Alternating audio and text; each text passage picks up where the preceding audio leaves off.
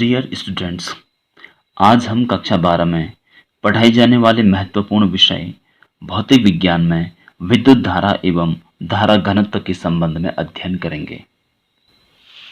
तो जैसा कि लिखा है, यदि किसी चालक के परिच्छेद से t समय में q आवेश प्रवाहित होता है तो चालक में प्रवाहित विद्युत धारा I बराबर q/t।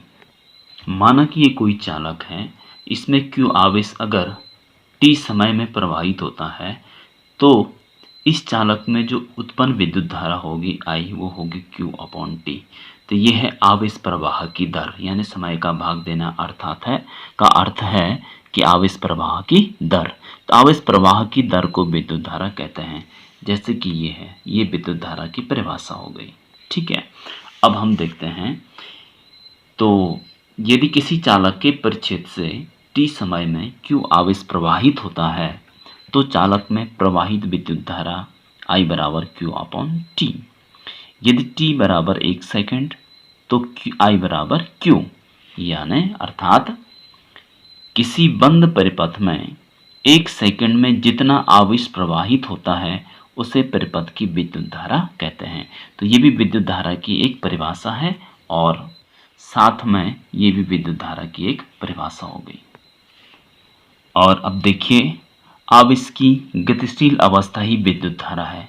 3 प्रकार से आप विद्युत धारा की परिभाषा को समझ चुके हैं। अब विद्युत धारा का SI मात्रक एम्पियर है, क्योंकि अभी हमने देखा I बराबर q/t, इसलिए q बराबर I × t। ठीक हो गया। अब देखिए, यदि किसी विद्युत परिपथ में t सेकंड में n इलेक्ट्रॉन गुजरते हैं तो परिपथ में प्रवाहित विद्युत धारा I बराबर q/t यही होगा जो ऊपर लिखा हमने, परंतु q बराबर ne। यह जो है, आप प्रथम अध्याय में आवेश का क्वांटमीकरण से यह सूत्र प्राप्त होता है, देखा होगा आपने। आप अधिक जानकारी के लिए इसी चैनल पर आवेश के क्वांटमीकरण का वीडियो देख सकते हैं। फिर क्योंकि I = q/t, q के स्थान पर ne रखा और t है, इस प्रकार से विद्युत धारा ज्ञात करने का एक नया सूत्र हमारे पास इस प्रकार से प्राप्त होता है।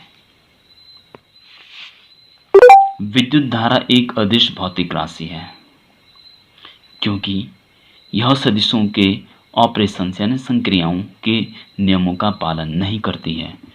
विद्युत धारा की दिशा मुक्त इलेक्ट्रॉनों की गति के विपरीत दिशा में होती है। हालांकि हम देखते हैं कि किसी विद्युत धारा को हम एरो से इंडिकेट करते हैं, जैसे सदिशों को करते हैं। लेकिन माना कि कोई तार है, इस प्रकार से कोई तार है, ठीक है, और ये मुड़ जाता है, तो यहाँ पे देखते हैं विद्युत धारा की दिशा बदल गई। उस हिसाब से अगर ये सदिश होती तो यहाँ पे जो धारा धनात्मक है वही धारा यहाँ पे ऋणात्मक होती, कुल धारा कितनी हो जाती? 0 हो जाती। लेकिन ऐसा नहीं होता है। ठीक है, इसका मतलब है कि विद्युत धारा एक सदिश राशि नहीं है। ठीक हो गया। दूसरा हम देखते हैं कि इस प्रकार से अगर परिपथों में ये 2 तार हैं जिसमें कि I1 धारा बह रही, इसमें I2 बह रही। I1 बराबर 1 एम्पियर माना, I2 बराबर 3 एम्पियर।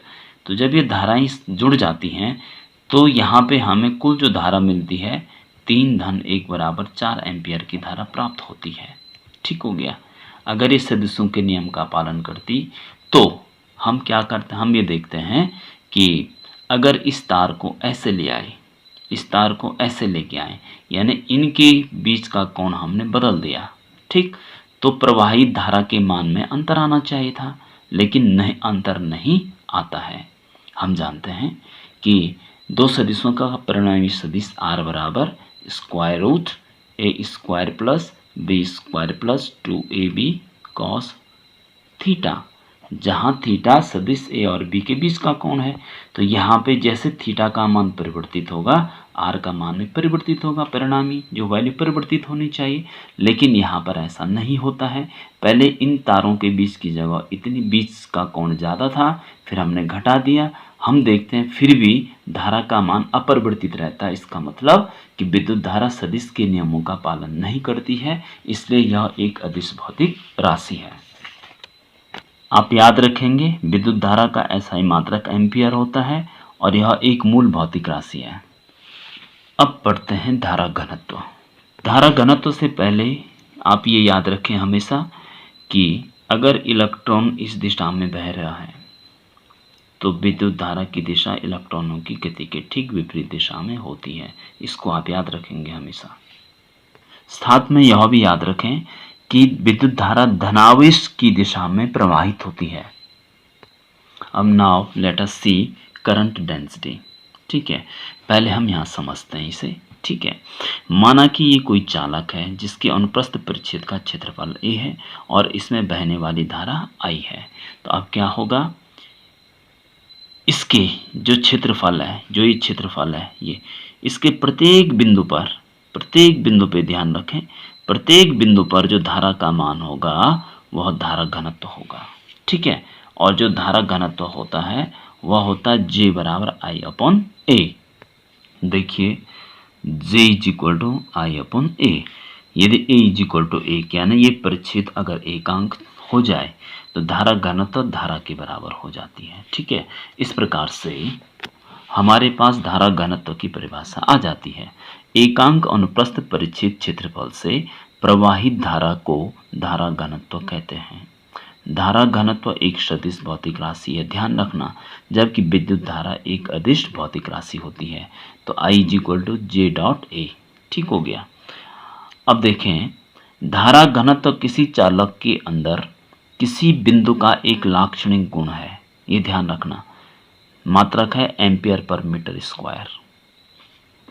अर्थात जो धारा घनत्व है वह चालक के अंदर किसी बिंदु पर मापी जाती है, न कि संपूर्ण चालक में। इस बात का ध्यान रखना, यही इसका अर्थ है, ये जो कहा हमने।